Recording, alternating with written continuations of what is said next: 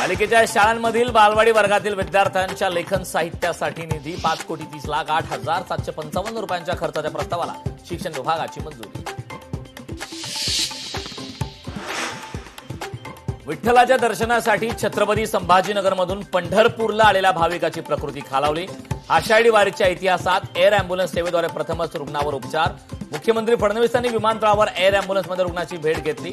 Doctor प्रितेशसिंह Pawar यांनी बजावली महत्वाची आरोग्य दूत म्हणून भूमिका. आषाढी एकादशी निमित्ताने लाखो भाविक पंढरपुरात दाखल. विठुरायाचे दर्शन घेण्यासाठी छत्रपती शिवाजी महाराज चौकातून भाविक मार्गस्थ.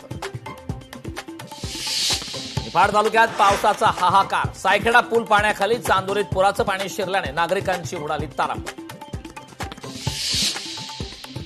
मुंबई गोवा राष्ट्रीय महामार्गावर पुन्हा दरड कोसळण्याची टांगती तलवार. पोलादपूर कशेडी बोगदा मार्गावर दरडीचं संकट कायम.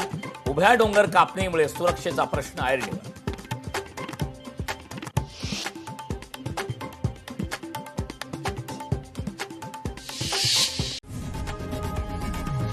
लोकशाही मराठी ऐका, पहा, जागरूक रहा.